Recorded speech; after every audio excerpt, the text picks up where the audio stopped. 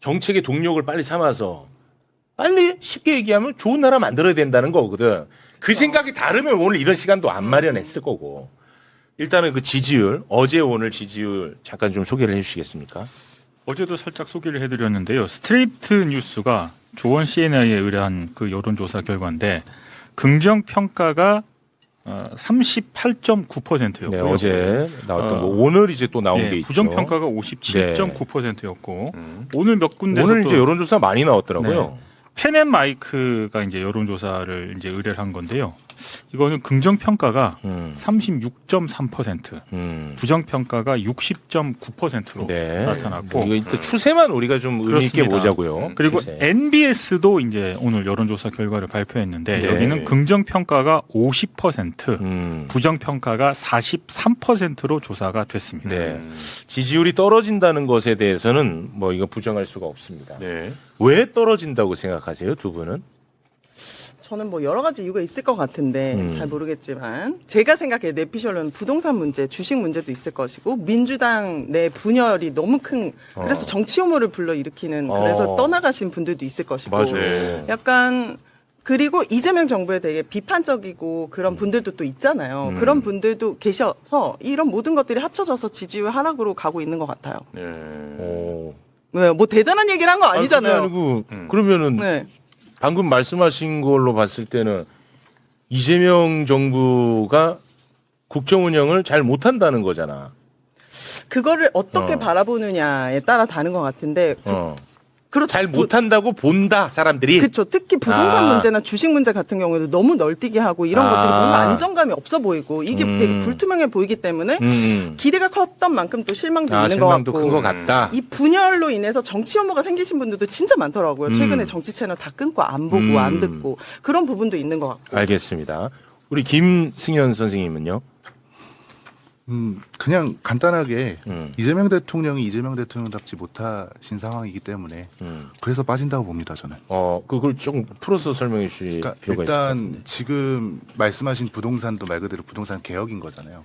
그러니까 이재명이라는 정치인을 우리가 지지할 때 바라봤던 거는 상징적인 언어가 항상 개혁이라는 단어가 따라왔잖아요. 네, 맞아요. 근데 사실 이 친노에서 친문이 됐고 친명이 되신 이 분들께서 개혁만큼은 어떤 논란이나 우려 없이 좀 정광석화처럼 추진을 해주실 줄 알았는데 사실 올해 검찰 개혁부터 시작해서 지금 어제랑 오늘도 뭐 부동산 개혁 관련해서 계속 얘기가 나오고 지금 이제 검찰 개혁 같은 경우도 지금 10월 2일에 중수청 공수처이 제대로 출범될 수 있을까 이걸 지금 다들 걱정을 하잖아요. 네.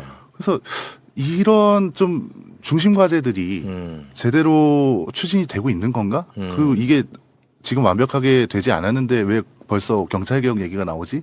이런 의문들이 계속 쌓인 결과라고 봅니다, 저는. 제가 이 영상을 보고 딱 저도 이제 질문이 생겼어요. 영상에서 이 말씀을 하시더라고요. 너무 좋아. 이 검찰 개혁에 대해서 바라보는 시각도 좀 다른 것 같아요. 많이 다르죠. 방금 정광석화라고 했어요. 정광석화처럼 가능한 검찰 개혁, 어떤 개혁이 가능한가요? 마법사가 아니잖아요. 이재명 대통령도 이게 70년 만에 하는 검찰 개혁이에요. 맞아. 그렇다라고 한다면 엄청나게 많은 수기와 보완과 대책과 개혁이라는 것은 수정 보완이 아니잖아요. 완전 뜯어고친다는 거기 때문에 저는 이 부분에 있어서는 정광석화가 불가능하다라고 생각이 들었어요. 그렇게 말씀을 하셨겠지만 현실적으로는 그건 불가능하다. 그리고 그렇다면 검찰 개혁이 안 되고 있는 것인가? 보면 결국 70년 만에 검찰청 문 닫고 뭐 중수청, 공소청 뭐 생기고 근데 거기에 인사 배치 그게 뭐 제대로 될 것인가에 대한 우려는 있지만 시작했다. 그래서 그런 방향으로 가고 있다. 그 안에서 뭐 보안수사권 폐지라든지 이런 거는 제발 좀 수기했으면 좋겠다는 대통령의 의견. 그런 부분들이 저는 섞여 있는데 이제 검찰 개혁을 왜 하지 않지? 왜 답답해? 이런 이제 생각을 가지신 분들이랑 저랑은 좀 생각이 다르다. 속도와 방향이 가고 있는데 왜 정광석화처럼 하지 않아? 제대로 그러니까 빨리 하지 않아? 이런 부분에서 잘 가고 있는데 왜 자꾸 더 속도를 더 내라고 요구하느냐? 정광석화는 불가능하다 개혁은 저는 그런 생각이 드는 거죠. 네. 여기서 말씀드린 전광석화가 하루아침에 이루어지길 바라는 거는 아니고 이게 타임라인을 잘 우리가 봐야 될 것 같은 게 정청래 후보께서 당대표 시절에 여기 나오셔서 9월까지 검찰개혁을 완수하고 라디오에서 검찰청이 폐지됐습니다라는 멘트를 들을 수 있게 해주시겠다 맞아요. 말씀하셨잖아요. 네. 근데 그 뒤에 뭐 때문에 지연이 됐나요? 정부에서 속도 조절을 요구하시면서 그 주도권을 가져가신 다음에 1년 가까이 지연이 됐습니다. 네. 그러니까 이게 우리가 생각하던 타임라인이 있었는데 그게 일단 한번 바뀌었습니다. 그럼 그 기간 동안 당연히 이 개혁이라는 게 쉽지가 않죠. 근데 적어도 그 타임라인 동안 우리가 약속한 그 과정을 좀 매끄럽게 좀 갔어야 되는데 그 당장 2차 정부안이 나왔을 때만 해도 책임 주체들에 대한 그 비판이 상당했잖아요. 그러니까 정부안이 나오면은 해석 전쟁을 막 하고 다들 이재명 대통령이 어떤 뭐 이게 개혁의 의지가 있는 건가라는 뉴스가 막 나오고 네. 그때 당시만 해도 저도 이재명 대통령께서 당연히 개혁 의지가 있으시다. 그때는 이제 총리님을 비롯해서 뭐 장관분들 이 책임 주체에 대한 비판을 주로 했는데 근데 이게 지금 민주당에 계신 분들이 이미 지금 10월 2일이라는 데드라인은 정해졌는데 보안수사권 폐지를 경찰 개혁의 문제로 끌고 가시고 그러니까 이런 것들이 계속 쌓인 거예요. 그러니까 이 전광석화라는 게 하루아침에 막 하자 이게 아니고 적어도 우리가 시간을 약속을 했으면 그 기간에는 좀 우려 없이 좀 토론은 하더라도 우리가 이미 그 보안수사권 관련해서는 매불쇼에서 너무 많이 다뤄주셨잖아요. 맞습니다. 네.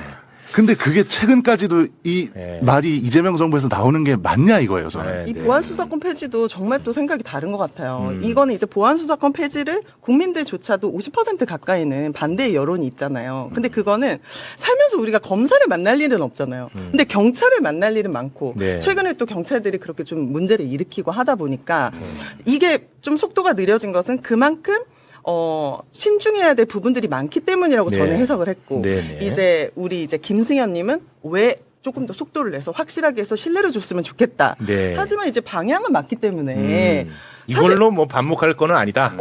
이걸로 검찰 개혁에 의지가 없다라고 얘기하는 것은 조금 좀 과한- 왜곡 과하다. 과하다. 예. 과하다. 그런 생각이고 네. 특히 이재명 정부에 되게 뭐라 해야 되지? 야속하다고 표현해야 되나? 되게 좀 타이트한 것 같아요. 이 잣대가. 국민들의 인식이 아니, 그러니까 지지층. 네, 지지층 분들이. 왜냐면 네. 기대가 커서 그럴 수 좀 있겠지만. 야박하구나. 야박하다. 좋아. 그 단어. 너는 내 옆에 있어야 돼. 너는 내 모습 속에 들어왔니? 야박하다. 너무 야박하다. 야박하고 야박해. 가혹하다. 가혹해. 문재인 정부 시절에 사실은 윤석열 같은 사람이 막 스물스물 올라왔을 때 이렇게 가면 나라 망한다. 필망할 것이다라고 막 고언을 해주셨으면 그때도 그랬고 지금도 그렇겠구나 알겠는데. 그럼 내 요거 하나만 그때는 질문할게. 조용하고. 요 얘기를 내가 워낙 많이 들어가지고 네. 내가 검찰 개혁은 내가 전혀 개입하지 않았어. 이런 얘기는 뭐 수도 없이 들었으니까. 방금 말씀하신 포인트가 나는 항상 궁금했어요. 뭐냐면 문재인 정부에 대해서 굉장히 비판적이었던 사람들, 그러니까 오윤회로 예를 들게요. 네. 그게 이해가 편하니까 네. 전달도 잘 돼. 오윤회는 윤석열 같은 사람을 만든 게 문재인 정부라고 해서 문재인 정부에 대해서 되게 비판적이거든요. 예. 그때 윤석열이 잘못했다고 말해주는 게 그럼 옳은 일이었잖아. 맞지? 그랬겠죠. 그렇게 했으면 옳은 일이잖아. 정확하게 그게. 알고 계셨던 분들이 맞지? 계신다면. 예. 그럼 지금도 그 똑같은 잣대로 누군가가 이재명 대통령이 이렇게 가면 안 돼. 그러면 그러니까 너 식으로 문재인 정부 짱나 그렇게 가면 안 돼요라고 말하는 건 좋은 거잖아. 네.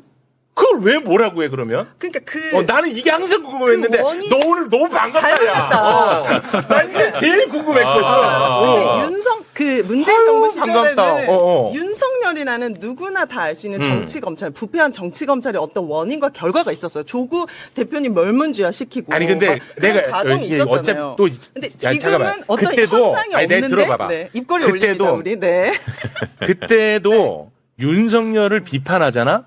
예를 들면 뉴스타파 같은 경우는 비판을 했어요. 그때 뉴스타파 날라갔단 말이야. 그래서 비판을 할 수 없는 분위기가 있었어. 그래서 너식대로라면 그 때문에 망했고 그때 목소리를 많이 내주는 게 좋았던 거잖아.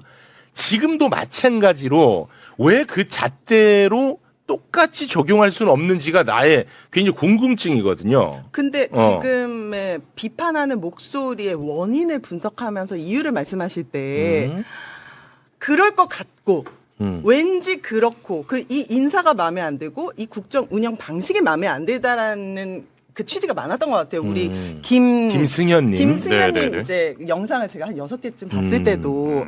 근데 국정 운영 방식이나 인사는 대통령의 고유의 권한이고 그렇죠. 그걸로 인해서 지금 어떤 사단이 난 것도 아닌데 왜 이 부분에 있어서 이재명 정부에는 굉장히 야박하게 너무 왜 가혹하게. 그렇게 비판을 너무 강도가 세게 하실까? 아. 그리고 우리 김승현님 편집 그 이름이 왜 이렇게 안 알려줬어? 우리 눈에 힘들게.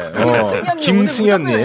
김씨라고 해 그냥. 너무 약간 동글동글 너무 귀엽게 귀여워. 생겼잖아요. 김군해 김군. 여기에도 이제 우리 김승현님께서도 노무현 대통령에 대한 이제 이야기로 마무리 짓는 게 있어요. 노무현 대통령께서 보니까 제가 적어놨는데 낡은 정치를 새로운 정치로 바꾸는 것은 국민이 하는 일이다. 맞죠? 약간 그런 취지였던 것 같아요. 맞죠? 아니요? 어떤 영상을 보고 말씀하시나요? 낡은 정치를 네. 새로운 정치로 만드는 것은 결국 국민이 하는 거다. 네, 그래서 이 낡은 정치를 새로운 정치로 국민이 힘을 합쳐서 바꿔야 된다는 메시지로 엔딩을 하셨더라고요. 네. 그러니까 이게 낡은 정치와 새로운 정치를 바라보는 것도 완전 다른 거예요. 아. 제가 봤을 때는 지금 너무 낡은 정치로 이재명 정부에 대해서 잣대를 타이트하게 주고 있고 이재명 정부는 새로운 정치를 하기 위해서 가고 있는데 이게 서로 완전 그거를 동상이몽처럼 관점이 달라. 관점이 아예 다르게 해석하고 있구나. 그 영상을 제가 기억은 잘 안 나는데 너무 많이 봤나요? 제가 우리 편집장님 영상 푹 빠졌어요. 예. 아마 맥락을 잘못 이해하신 걸 수도 있을 것 같아요. 그게 그 낡은 정치라는 게 제가 아마 영상에서 말했던 건 이번 전당대회 과정을 비판하는 영상이었을 겁니다. 전당대회 과정 그리고 전당대회 이전에 있었던 민주당이 공정한 모습은 전혀 아니었잖아요.